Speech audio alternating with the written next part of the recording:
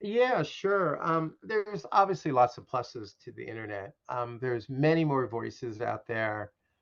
A lot in the olden days, if there were only one or two or three papers in a town, there were only three major business magazines back then. There were just fewer sources, and so it was hard. It was much harder for alternative voices to get out there. Anything that was a little bit outside the conventional wisdom, it was tough to get out there. Um, Now, just about anything can get out there. There's millions of websites. Um, if you have an unusual take on something, you can get it out there and you can spread it around. Um, and It's easier to get news more quickly. News happens much more quickly now. You don't have to wait to the next day to find out how bad that hurricane was in Florida. You're getting news instantly, and you can react instantly. And It's easier probably for citizens to band together and like if City Hall is doing something that you don't agree with, citizens can get together and post online or rally other citizens against something that the mayor is doing or whatever. Um, I think the comment feature on stories has been a big improvement. Before, somebody would write a story, it would be in the paper, you might think it's completely wrong, and the only thing you could really do is write a letter to the editor, and maybe your letter would get printed. Big papers would get hundreds of letters, and they might run like 10 or 20. You could call up the paper, and maybe you'd get somebody and complain. But now you can comment on the story. Oh, this story's no good. I'm gonna correct. I'm gonna set the reporter straight, and you can comment. And so all the major publications, the Times, Washington Post, the Wall Street Journal, all take comments on most of their stories, um, and which is really interesting. And you would and the writer of the story often learns things from the comments and angles that he missed, or suggestions for a follow-up story, or tips, or so there's much more interaction between the reader and the publication. Publications used to be just like sources of authority from on high, speaking from Mount Olympus, and mere readers didn't really have much of a say, especially if it was a big paper. And now you can interact. You can email the reporter directly. A lot of papers, the Wall Street Journal does this. A lot of papers do this. They give the reporter's email address at the bottom of the story, so you can start a dialogue. So all of that is a plus. It's harder. Well, a big issue is government censorship of news, and it's both harder and easier to evade censorship today. Uh, when I was on the Wall Street Journal in Asia, various governments would censor us every so often, especially in China, sometimes in Singapore, sometimes in Malaysia. In China, if they didn't like a story uh, about China in the paper, they would stop all of the papers like they would be shipped in at the airport, and they would stop all the papers. They would confiscate all the papers at the airport before they could be delivered to the different homes and hotels and everything. And they would physically cut out the story that they didn't like out of each paper, and then it would be delivered, and you'd get like a big hole in your paper. Singapore would just ban us completely. Um, they would say, "Oh, you're not allowed to circulate that paper for the next month or so," or they would limit our circulation. They would say you could still sell it, but only 5% of the usual number of copies. Um, Malaysia had all these rules about advertising. They were very strict about smoking. So if you had an ad in the paper or a picture of anyone smoking, they would ban that. Um, so now, of course, there's a million websites. It's hard to ban them all. So news tends to leak out. China, of course, has found a way to ban everything, and they pretty much ban everything. All of the major U.S. publications, Facebook, Google, all of that is banned in LinkedIn. All of that is banned in China. So they've managed to ban most of most everything. Although people have virtual private networks, VPNs, and they were able to get stuff in that way. Um, in the U.S., but in the U.S. also, we've also had a big government censorship problem.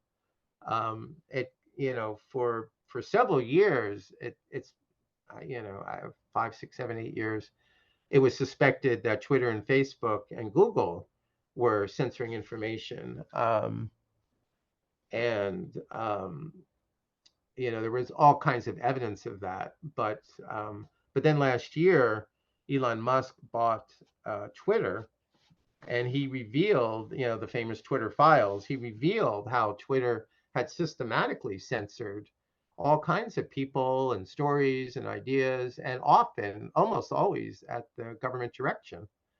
And that was like an incredibly shocking development. The government, it turned out, paid 3, 4, or $5 million to Twitter to censor things that the government didn't like.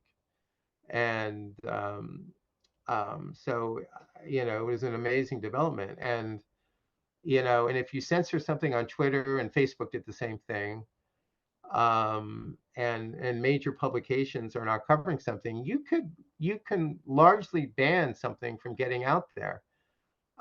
Sure, little websites here and there might still cover it, and websites on the fringes of the left or right might still cover it. But if the major publications are not covering it, and the government is basically paying Facebook and Twitter not to cover it, you can have a pretty big news blackout about something. And of course, the big example of this was right before the 2020 election, when Hunter Biden's laptop was discovered, and the New York Post ran a story on it, and it was immediately shut down by Twitter and Facebook, and the story was banned from all social media, and the Post itself was banned from Twitter and Facebook for 2 weeks. So and it turned out later that a lot of this was at the government behest, and so this was an amazingly chilling episode. They claimed at the time that the laptop was fake, that it was Russian propaganda, and then later on, it was proven, obviously, it was proven that it wasn't fake. That Hunter Biden had left it at this repair shop, and it was actually his laptop. So, so the internet age has been, there's been pros and cons with censorship. Uh, um, what um, what can be better in the future? I think I think one positive development is that Facebook has gotten out of news. They were criticized all the time for being a venue for misinformation, all kinds of fake stories. And Facebook, over the last several years, has de-emphasized news and has sort of gotten out of the news business. So I think that's probably a plus. And Twitter is much more objective now with Elon Musk running it. It's much, much better. It's much more objective. There's still some flaws. There still seem to be some things that are getting censored or shadow banned, as they say, or downplayed. I'm not really clear on those examples. You always want to censor pornography or anything that's obviously offensive.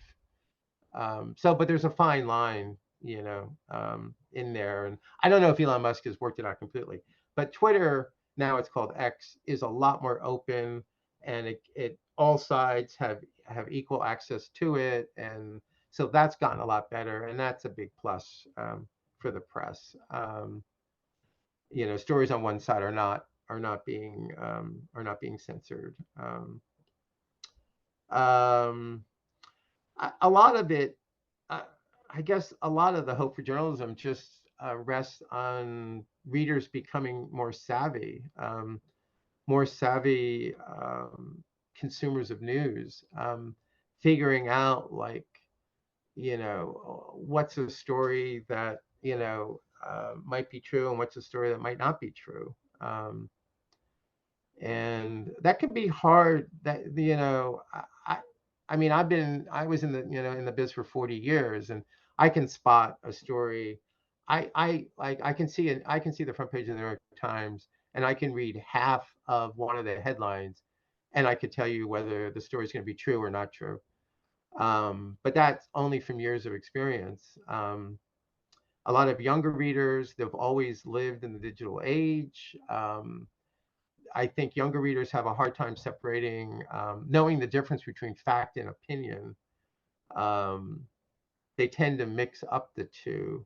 Um, and and a lot of these fact-checking organizations often also mix up fact and opinion. They often end up fact-checking opinions rather than just facts. And when I started at Forbes, Forbes had a really big fact-checking operation. We had 20 people in our fact-checking department, and we had a very elaborate process. After the stories were edited, they would go to fact-checking, and they would go through the story line by line. They would call up the original sources to double check things.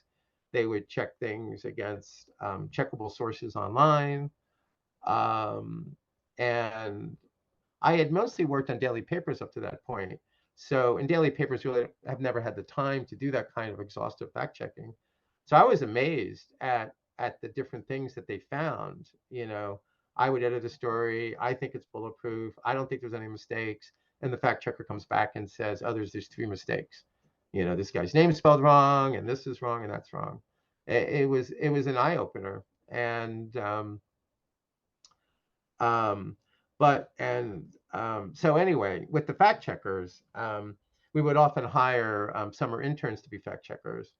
And the thing that was interesting was training. The hardest thing to train them in was to go through a story and to figure out what was an opinion and what was a fact. What was something that was checkable, and we would have them circle all the things on the page that was an actual fact that needed to be checked. But a quote from somebody giving an opinion, that's not something you would check. That's just his opinion. So anyway, readers just have to be savvier. There's been all kinds of experiments to maintain the level of quality of journalism. There's a lot of nonprofits who have invested in journalism. Some papers have been taken over by nonprofits. There's some nonprofit news sources, news organizations. I don't know if that's the perfect solution, because nonprofits often have an agenda. They're often either on the left or the right, and so they're going to tilt things that way. But it's definitely kept some publications alive longer than they would have been alive.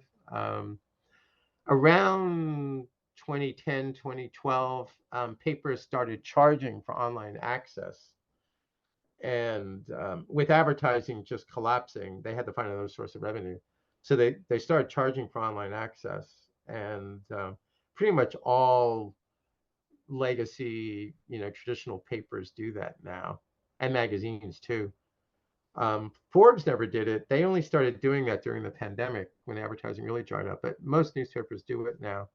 And the big 3 papers, the Washington Post, the New York Times, and the Wall Street Journal, have all been very successful at it. They all have several million paid subscribers, more subscribers subscribing digitally than ever subscribed to the paper itself. I think the highest newsprint circulation that the Journal ever had was maybe 2.1, 2.2 million. And now I think they have 4, 5, 6 million digital subscribers. So that's been a lifesaver for at least those 3 papers. Other papers have not been as successful, but they would have maybe a few 100,000 paid subscribers, and so it's an extra source of revenue. But there's a big problem with subscribers being your main source of revenue. Um, Back in the day, advertising supplied roughly 75% of a newspaper's revenue, and circulation subscribers that was only 25%. You basically you wanted to break even on subscribers. You just wanted to charge enough to cover the cost of the paperboy delivering the paper, or the delivery truck or whatever. Now that's completely flipped. Now advertising is 25%, and circulation revenue, subscription revenue is 75%. And a lot of people years ago would have argued, oh, this is the plus. This is the positive. Advertisers were known to exert editorial pressure. If you were a big car dealer in town and you ran a lot of car ads in your local paper, the paper felt the pressure to not run too many negative stories about cars. So there was always like a little bit of a danger from depending on advertising. But there were so many advertisers, and in the end, the advertisers had to reach your mass audience. So when I was on the Daily Journal, advertisers would stop advertising all the time for stories that they didn't like. And, it was almost like a badge of honor. It was like a notch in our belts. If you wrote a story that got an advertiser to quit, you felt like you really hit the mark. But the thing that I noticed was that all the advertisers came back eventually, 3, 4, 5 months. They all came back. They never quit permanently because they had to reach that audience. There was no other way to reach the customers that they needed. So being advertising dependent was not that big of a problem overall. And if you were a really big paper like the Wall Street Journal, New York Times, you had so many advertisers, it wasn't an issue. Subscribers, it's a whole different problem. Subscribers are much more willing to cancel you in a split second. If they don't like a story you're running, they will cancel you and they will switch to something else in a second. It takes 5 seconds online to cancel your New York Times subscription and switch to something else. And papers have become very, very conscious of what their readers want to read, and are very wary about running stories that might cause mass cancellations. And it's become a big problem. And many papers are basically pandering to their readers. And you saw this during the Trump years. The New York Times and the Washington Post knew that their readers were very progressive, didn't like Trump, want Trump out, and so they focused on anti-Trump stories, and they downplayed any story that would have made Trump look good or were positive for Trump. And I have a friend at the New York Times who told me this outright. He said, we're like terrified to write any story that's neutral or positive about Trump because readers will just go crazy. So papers began pandering to readers and just giving them what they wanted. And readers wanted stories that they agreed with. We always kind of thought that readers wanted objectivity. They wanted just the facts, just the news so they can make informed decisions. Well, it turned out that readers wanted stories that confirmed their biases and stories that they wanted to read that they would agree with. And so papers were caught in this conflict between pleasing their readers and following normal journalistic practices.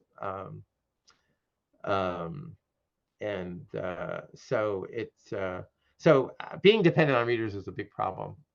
The Wall Street Journal doesn't really have this problem because readers tend to go to the journal for objectivity. They have readers who want objectivity.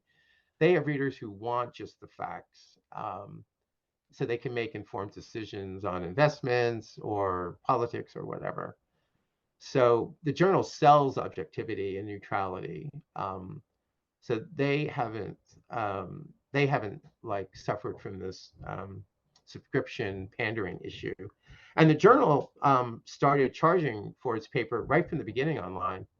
I was on the journal in 1996 when they started charging. When WSJ.com started, they were charging from the first day.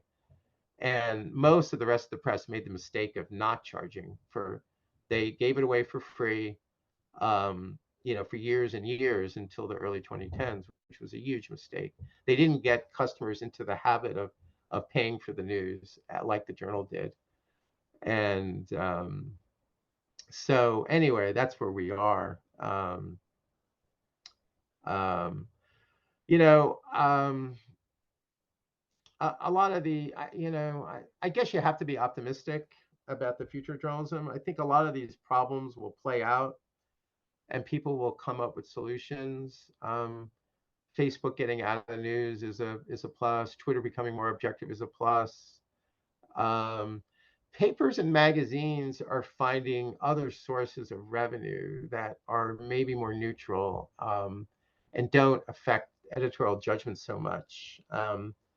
At Forbes, 50% of the revenue now comes from holding conferences, lending its name to conferences, and all over the world, in Asia and Europe. The Forbes name, Forbes has been around since 1917. The Forbes name is very highly regarded, so they can stage conferences and charge top dollar on all kinds of topics, where to invest, or what's the outlook for 2024, or, all kinds of things, technology, or, uh, whatever. So a lot of publications are getting into the conference business, um, which won't affect your editorial judgment that much, although there is a danger of going easy on people you invite to these conferences. Like say you're having a big technology conference and you're inviting Bill Gates. And Bill Gates did come to some Forbes conferences. How tough are you going to be on Bill Gates if you write a Microsoft story, or how tough you're going to be on Bill Gates with all of his other issues with with Epstein or his divorce or all of that. So there are issues like that. There's always issues, but conferences have become a way to diversify your income and find another path to keep up your journalistic standards.